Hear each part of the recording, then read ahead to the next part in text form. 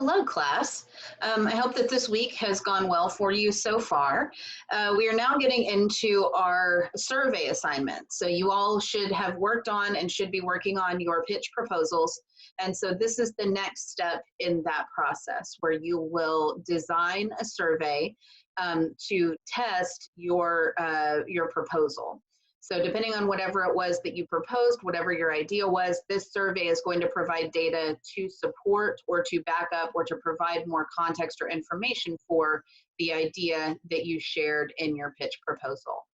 I've only received responses from 2 students as of Wednesday morning, letting me know if they want to do the survey assignment as an individual assignment or a group assignment. So it's really important that you get back to me as soon as possible to let me know if you plan to do this, the final assignments by yourself, or if you want to continue on in a group. So you can reply to me by email, you can send a message through Canvas, however you want to get in touch with me. Just let me know what your preference is, because that's going to help me plan for the rest of the semester, and also ultimately help your group plan. If you've decided to do the individual assignment, they need to know that so that they can move forward and change their plans. Again, it was not something that I anticipated, otherwise I wouldn't have had you do the team charter, but the department did decide that you will only be doing, or you have the option to do individual assignments versus group assignments, and so I wanted to honor that and then give you all the options. So with that being said, this video will focus on designing surveys and writing survey questions. So this is really just an introduction. I've provided some information to you about the survey. I have provided some information to you about your assignment. There are links in Canvas that describe, 7 accidents people make in survey writing, and that gives some additional information. So really, because you're jumping into surveys, some of you for the first time, it's important to get as much information as you can, and I'm not the only or best resource for that necessarily, right? There's lots of experts in the world who focus on this stuff, and so I've provided some information to you in Canvas. LinkedIn Learning is also a great tool. So you can use LinkedIn Learning to learn more about Qualtrics and to learn more about survey writing. So I would check that out if I were you as well. They have quite a bit of information there.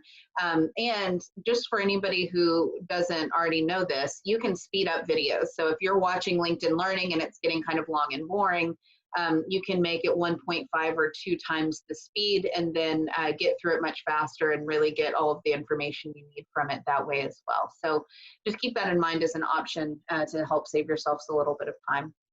So I'm going to go ahead and share my screen, and then we will start working through the slides.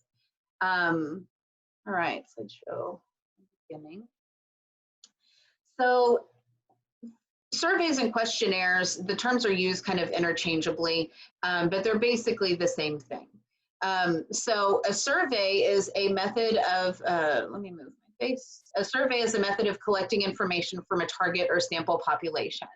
So really, you've got some sort of question that you want answered. You need information from an audience about something that you have proposed, or about an idea, or you work for a company and you're thinking about starting a new business maybe, and so you need to get a feel for what your potential customers would want. You want to find out what people's experiences have been with your product, or with your restaurant, or your movie theater, or whatever it is. I know that you all have taken surveys, so you're familiar with what they are in general, but the goal of surveys is to collect information from a target population that you select based on whatever your goals are. Surveys are really good for primary research because you can get a lot of data pretty quickly, usually pretty inexpensively as well, because surveys can go out to a very large group of people, or maybe a smaller group if you're more interested in getting more specific information from a smaller group of people, but you can get a lot of information relatively easily. You can see here one method that is used sometimes for surveys, which is at IKEA. I don't know if you've all been there, but they have these where you can select how satisfied you were with an experience in a certain department. This specific one is kind of funny to me. I've included quite a few funny survey images just, to try to keep us all entertained. But that's one method to gather survey data, right? Maybe you have a kiosk. But more commonly, people use phone, which is less common now, but still used sometimes. Email, paper, those are all pretty common survey options, but there's lots of different ways that you can gather data through, through surveys or different methods. There are some limitations to surveys because you can't obviously reach out to every, say you're trying to get information from 18 to 35-year-olds, you can't reach every 18 to 35-year-old in the United States. However, you can get information from 18 to 35-year-olds with contacts that you have, or if you're a company and you've got a big list of people who've provided their email addresses, right? You can send that out to them. Or perhaps you visited a restaurant and then they give you a receipt that allows you a discount if you complete the survey online, right? So there's lots of different ways that you can complete or distribute surveys. For our purposes, email is going to be one of the methods. You can send out the link through social media. You'll post it to our class, and so some of the other students will take the survey as well. So there's lots of ways that you can gather information. But there are limitations, which include things like sample size, because maybe you are only able to reach 15 people, but you're trying to make a decision that's a much larger decision, and so really you need 1,500 responses to get the amount of information that you need. So identifying kind of what your goals are for the numbers of people that you need to reach out to is going to be really important. But sometimes it's limited, right? Or sometimes you get way more responses than maybe you actually needed. There's also limited opportunity for detailed responses. So if you do something like an interview, which we've done in this class, you can get a lot of really great detailed information from an individual person. Whereas from a survey, you're going to send the information out to a group of people, and then you're going to get responses that are limited by the questions that you've asked, right? So you may have one or two open-ended questions, but otherwise you're going to get a lot more concise data, and that's a lot more organized, which is great, but it is usually going to be less detailed. Surveys also have low response rates. Like if companies or the university, for instance, sends out a mass survey to students or faculty or staff, the response rates are going to be relatively low for the most part.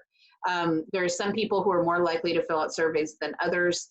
And there are some people who are never going to do surveys. There's people who give you their junk email address and then it goes to their junk email and then they don't ever, look at it. So the response rates are going to be relatively low. You can overcome this, like if you're trying to do a survey of all of the employees in your company, you can require them to do a survey, maybe, if you have some control over that. Or one thing that we've actually done in the College of Engineering is we have done paper surveys, because if we're doing an orientation, it's easier to get data from students if you just give them a piece of paper and require them to fill it out before they leave the room, or ask them to fill it out before they leave the room, versus they leave, they fill out the survey later, or maybe they don't. So you can combat that a little bit, but it is still a problem. And then false responses are also a problem. Like some people are going to open the survey and just answer completely wrong. They're going to put everything as very negative, even though maybe that's not really their experience. So sometimes you might get false responses, but those are going to be relatively limited. However, it is a problem that does exist. So whenever you start preparing for and implementing your survey, there's some steps and some things you kind of need to think about. The first is you really need to understand your research topic, research question, and goals. What are you trying to learn? And in this context, you need to look at what idea did you pitch, because the idea that you pitched is going to lead you through the entire survey, what it is that you're doing when you're writing the questions, and ultimately what information you'll use in your report. So for you, what idea did you pitch? That's going to be your research topic and also lead you to your research question. And then the second thing is, what information do you need to gather to answer your research question? So you've got whatever your idea is, and then you need to figure out, okay, if I'm trying to figure out if telecommuting is an effective method of work, or if more people should be allowed to telecommute, for instance, then what information would you need to gather to support that position? The second thing is you need to decide who you will survey and how you will reach them. You need to know how your audience is going to help you answer your research question. So in the example I just provided, if you're asking people if telecommuting is a valuable, or trying to find out if telecommuting is valuable or helpful to employees or maybe to employers, however you want to gather that information, then that's going to determine who your audience is. Because if you're asking employees about telecommuting, then you need to reach out to employees, right? If you're trying to find out if it's beneficial to employers, then you would have a completely different topic or different population. You also need to decide how many responses you need to provide a reasonable sample size. If you're reaching out to, let's say, the UNT campus, and we have 39,000 students. So you're trying to figure out how UNT students feel about a certain topic. And so you mail it out to all 39,000 students, and you have 15 students respond. That's a very low sample size to create actionable data. However, you may decide that 3,900 students is, at 10% of the population, is going to be enough students that you can create an actionable plan based on that number of responses. For this class, this doesn't matter quite so much. You do need to make sure that you get, 25 or so responses, probably 25 to 30 would be a good sample size, just for you to have enough data for your report. However, in the real world doing surveys, you're gonna have to really identify what your number would need to be. And then you also need to find out what's the best method to reach this population. In the UNT example, obviously email is going to be a really good option.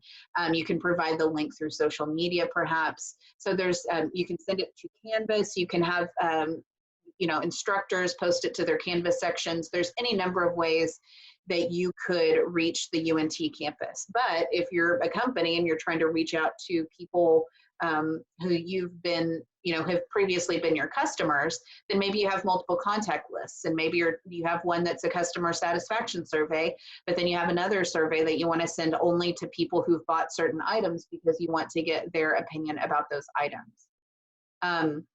So it really just kind of depends on what you're looking to gather, and then figuring out what method works for that. The next thing is creating your survey. So you need to identify what questions you need to ask to achieve your goal.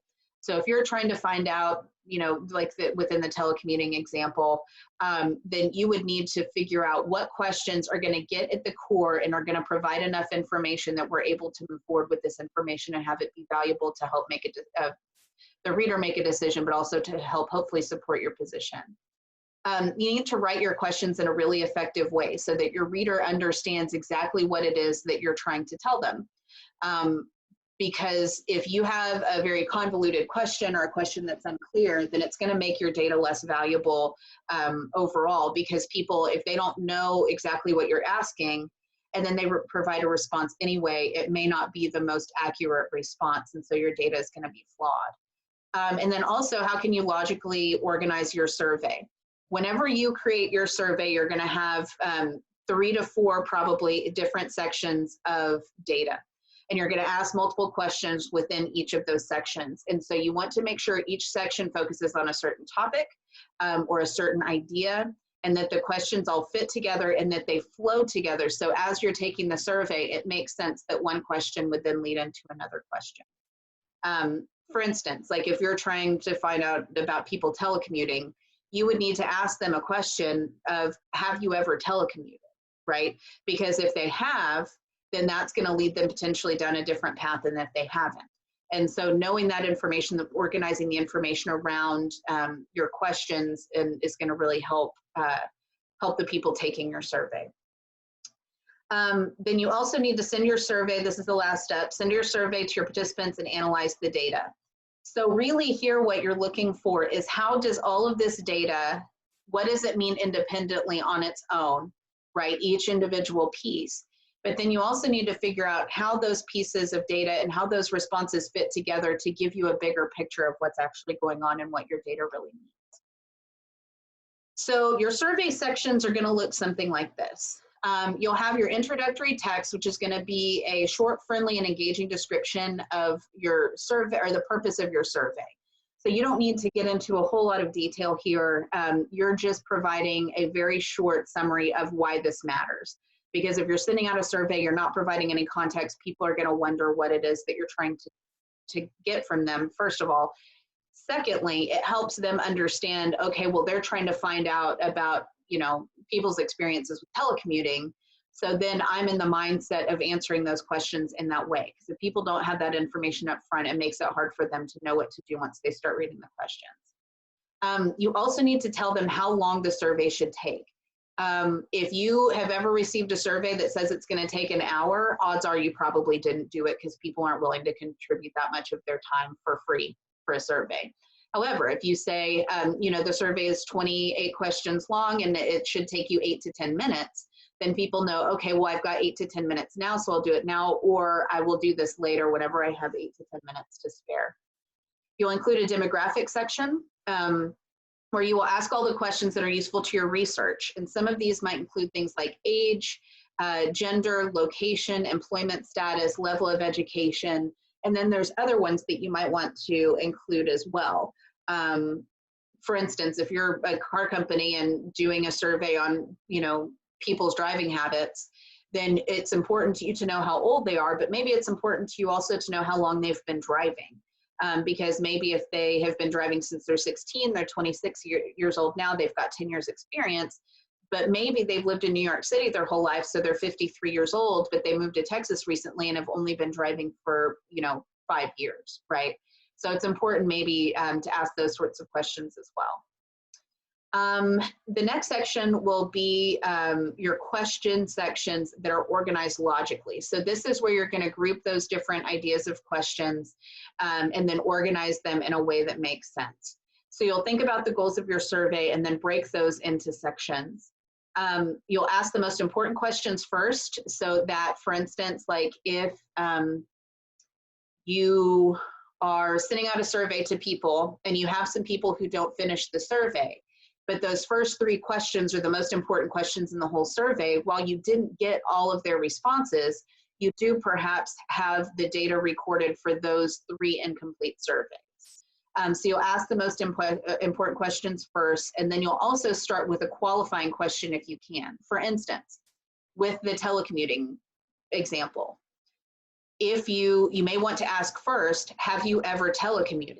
Because if you're only trying to get information from people who have, in fact, telecommuted in the past, then you need to weed out those people who have never done it, so you can say, thank you for your time, this survey is not for you, or whatever. With the UNT student example, the first question may be, are you a UNT student, right? And then if the answer to that is no, maybe it's a faculty member or staff member who happened upon the survey. If the answer to that is no, then they can, you can give them a message that says, thank you for your time. This survey is for UNT students only, right? So the qualifying question is important because that keeps people from wasting their time, but it also keeps you from getting data that's not accurate. And then ask the questions in a logical order, especially if some questions lead to different paths. For instance, if you're trying to find out, you know, information about UNT students, but also UNT faculty staff. And so the first question is, are you a UNT student? Faculty or staff, select one, right? Then you select the one that, or both, or whatever. Maybe you're UNT staff and student. So maybe you select both of those and then it takes you down different paths, right? So the logical order of that is really important because you obviously need to ask them that kind of qualifying or initial question first that's going to lead them down different paths. And then you'll also have some amount of concluding text, which may come in at the end, where maybe they click submit and then they see a screen that says, thank you for your time, right? Because I've taken surveys before where you click to the right and you click next, and then the survey is over and you don't know if it was submitted or if you're done, and so you wonder if you did something wrong. And so the concluding text just lets the participant know, hey, you know, you're done here, thank you for your time, we appreciate it. It's not a long thing, it's legitimately just a thank you, right? Very brief. Okay, so now we'll talk about building and perfecting survey questions. So there's several different types of survey questions. You all are familiar with a lot of these. You've been around the block, but I'll go through and kind of explain what the different types are and why they matter. So with multiple choice, respondents choose from a list of options. So there's going to be, you know, somewhere between at least 2 leading up to multiple, right? Maybe 8 or 10 responses potentially. That people can choose. Multiple choice really should be limited. If there's going to be a longer list of options, then a drop down would be helpful so people can see the full list of options there. Multiple choice sometimes might include, like if, for instance, if you have a select all option, it might include that, you know, they pick 3 or 4 of the options. And so you have that whenever you go into Qualtrics, you have that as one of your options. Is to have them select more than one. But multiple choice is useful, especially if you're trying to get just an idea about somebody's experience, or if it's a very clear cut, like not attitude based, not emotions based question, it's just very straightforward. A rating scale would allow respondents to rate something from 1 to 10. So there's lots of different ways that you can, or questions that you might ask that might go from 1 to 10. However, rating scales are a little bit less valuable than the next thing that we'll discuss, which is Likert scales. But with a rating scale, if you just say on a scale of 1 to 10, how excited are you about the upcoming release of a certain, right? And then you can go from 1 to 10. However, it's a little bit more subjective, right, as far as what a 1 would mean versus what a 10 would mean. And that's where the Likert scale comes in. So it's used to gauge respondents' opinions and feelings. Examples might include things like agree, disagree, or not likely to very likely questions. So you might start off with a scale with agree, or strongly agree, right? And then maybe the next one is agree, and then the next one is somewhat agree, and then the middle one's neutral, and then you go down the line. So you have maybe a long scale of strongly agree to strongly disagree. You've all done this. There's lots of ways to ask these questions. You can do not likely, very likely. You can do not satisfied to very satisfied. There's a lot of different ways to do this. And luckily in Qualtrics, some of that information is there. And so you don't have to think too hard about it because Qualtrics kind of does the work for you on that part. Matrix is another option. This is great if you've got multiple questions that all have the same response option. So if you've got several different questions you're asking about somebody's satisfaction or about somebody's agreement or disagreement on a topic, then you can list these all in a row, and then it's going to, they can just say agree, disagree, whatever throughout an entire list. So it's in kind of a graph almost looking format, and that makes it easier for people to respond to multiple questions with the same response. It's a good tool to use if you have a lot of those questions. Open-ended questions allow the respondents to type in their answer into a text box. These are valuable, but they should be used infrequently. Mostly because if you're doing a survey and you have 1,500 people that respond to the survey and you have to go through 1,500, 200-word responses to an open-ended question, maybe you've got time for that, or maybe somebody on your team, or if you're working, if you've got interns or whatever at a company, maybe there's people that can go through all of that, but by and large, it's challenging. And so that's why they should be limited and only used when absolutely necessary, or extremely useful to your survey, which sometimes happens. With ranking, respondents will order their responses in order of preference. For instance, we used one of these in a survey recently at my job, where we give students a list of possible options for professional development for things like career readiness or internship and job prep, or although that would be the same thing, academic advising. So it's like a list of different options that we might have for workshops, for instance. And then the students order their choices from their most favorite option to their least favorite option. So that can be really useful to see what people's opinions are about things like on a scale, right? So you can see how many people chose career readiness is their number one most important thing, or how many people decided that networking was their least important, right? So that gives you some pretty valuable data. Drop-down lists are good for long lists of multiple choice answers. So instead of having like an entire screen, or like if you're using a mobile device, instead of having a very long list of multiple choice options, you just click the down arrow, you scroll through and then click the one that makes sense. And then demographic questions use these different methods, usually multiple choice though, where respondents provide the necessary demographic information. So you'll use some of these other options or other question types to enter or gather the demographic data. So here there is an image, and I found a Twitter account and I linked it here. So if you want to go look at some of these terrible survey questions, you can.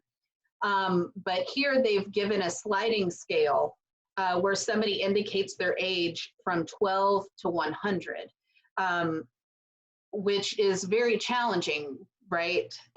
Just because you don't know exactly where you're going to fall in the middle there, or if you're 34 years old and so you have to go and then try to get it exactly on the 34. I've had times where that makes it really hard, because either here you're guessing of where 34 falls on that scale, or if that little section with the box that says 100, if that changes as you go down, it's sometimes hard to select exactly what it is that you're looking for.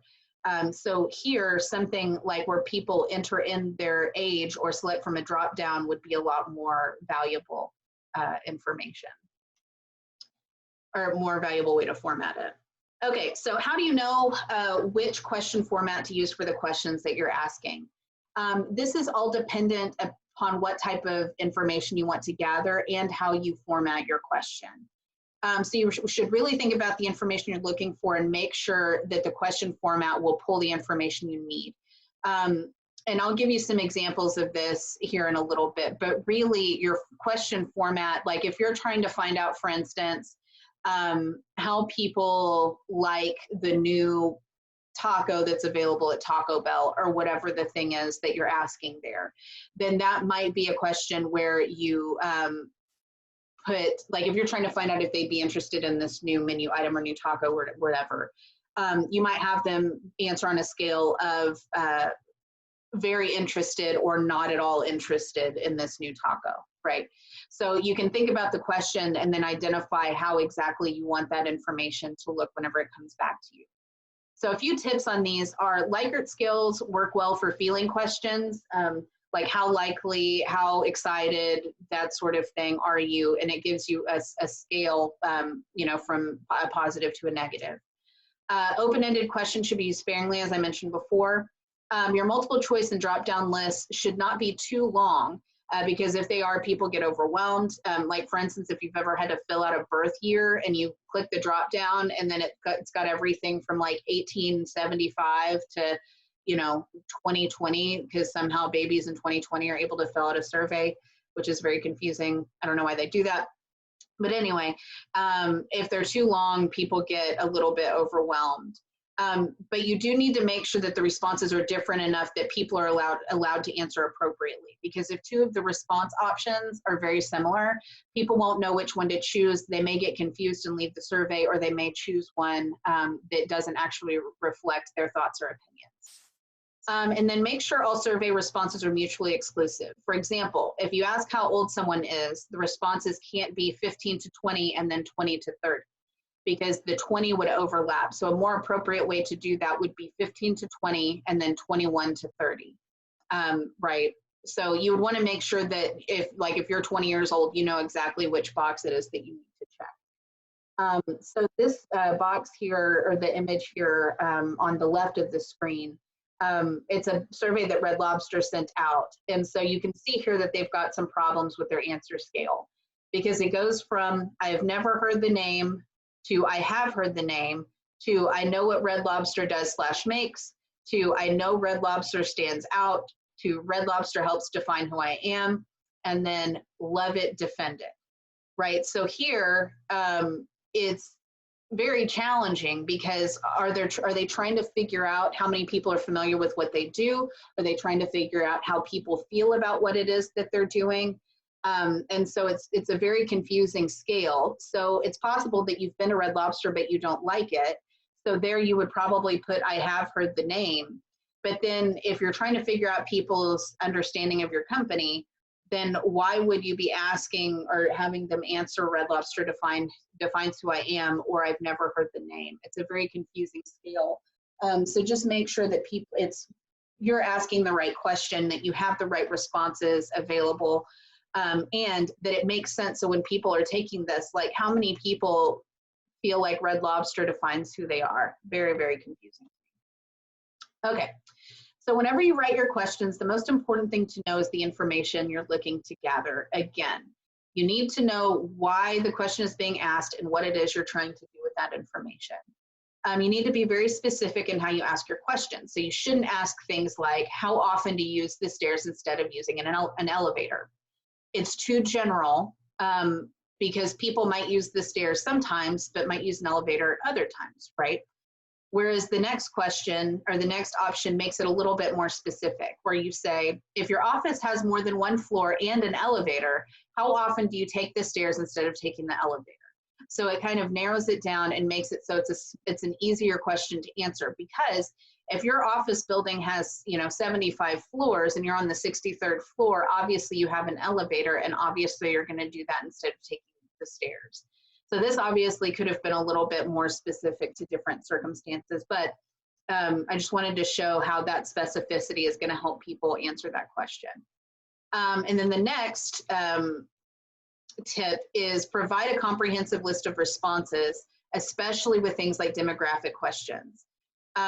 So an example of what not to do is if you're asking somebody about their religious background, you aren't going to provide response options that only include Christian, Jewish, and Muslim. And instead, you should provide additional response options. So it should be a pretty comprehensive list, but then also include a text box if they belong to some other religious group that you're either unfamiliar with or that's not as common in the United States, for instance.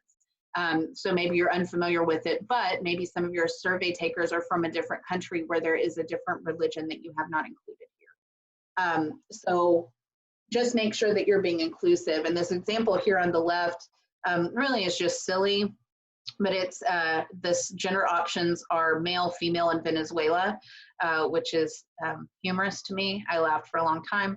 But the gender question is even important, because if you only ask male, female, then you're leaving groups of people out.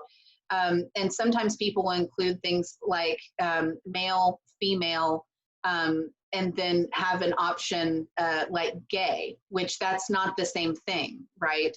And so you have to make sure that your question formatting and your responses are consistent with what people might answer, and that they're also not inadvertently, or even if it is on purpose, discriminatory or offensive, right?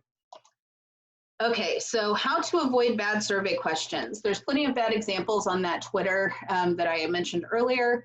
And so leading and biased questions should be avoided because the responses should not lead the survey taker toward an attitude. So a bad example of this is, how would you rate the job performance of insert political leader here? And then the responses shouldn't be limited to superb, great, very good. This is a legitimate survey, by the way. And the reason why this is problematic is because the survey taker can only choose from positive responses. The second is loaded questions, and loaded questions have implicit assumptions. So a bad example would be, have you stopped cheating on tests? Because that would assume that you ever did cheat on tests. Double-barreled questions are two questions within one question. So an example would be, how satisfied are you with the food and drinks at Bruce Cafeteria?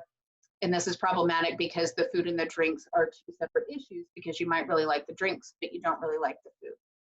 And then bad answer scale options include, you should be careful to put your survey answers in a proper order and make sense with the question you're asking. For example, this is a bad example.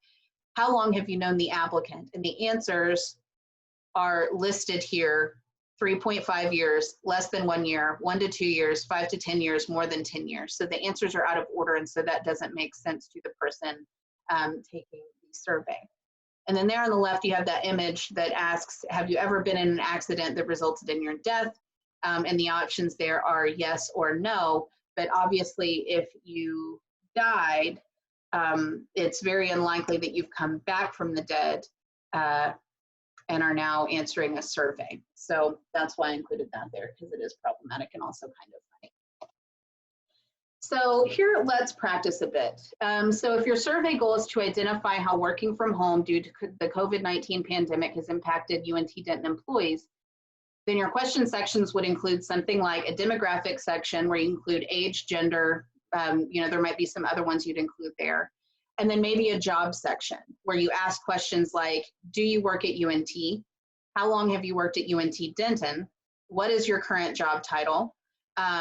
Please select the category below that best demonstrates your job, and then you would list multiple different types of jobs. And then, are you currently working from home or on the UNT campus? And so then you would have multiple choice options that maybe would include home, UNT campus, or both. So within this job section, you're getting some qualifying information about the person and their position on the campus. All right, and so the next section would be your work environment section. So you might ask questions like, what percentage of time do you feel you spend doing the following tasks when working from the UNT Denton campus? And so you would have an option maybe where it would add up to 100% of time. And so responses may be things like writing and answering email, answering the phone, attending meetings, meeting with students, planning activities, traveling for work. So you'd have a list of options there. And then the follow-up question to that would be, how do you spend your time when working from home? Because maybe you're trying to see, is your percentage of time spent doing different tasks different when you're working from home versus whenever you're working from the UNT campus? And then you might also ask a question like, what technology or resources do you have in your office on the UNT Denton campus that you do not have access to at home?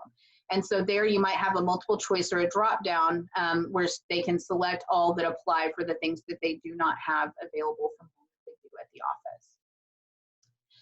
And then with you might wrap up with an attitude section to find out how people's attitudes may be different when working from home than from campus. So the first question, overall, how satisfied are you with your job when you work from the UNT campus? So you might have a Likert scale of very satisfied to not at all satisfied.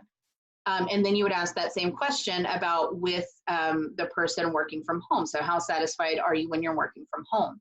And that would be the exact same scale. And then the next question, on the following scale, please indicate your level of productivity when working from home as compared with your productivity when working from campus. So you would either be much more productive or much less productive, or the same amount of productivity, right? So you'd have a scale that they would answer there. And then the last question might be, which of the following would you prefer? And then there would be a list of options that include things like working only from the UNT Denton campus, working only from home, a combination of working from campus and working from home. So within that survey, you would get the idea of who the person is, what their job is like, what their work environment is like, and then what their feelings are. And so that would provide a lot of comprehensive data about the working from home option that people are now doing at UNT. So hold on, close that. So let me stop sharing if it'll let me. There we go. Okay, so that should give you a little bit more context about what you can do and should do when doing surveys for your upcoming assignment.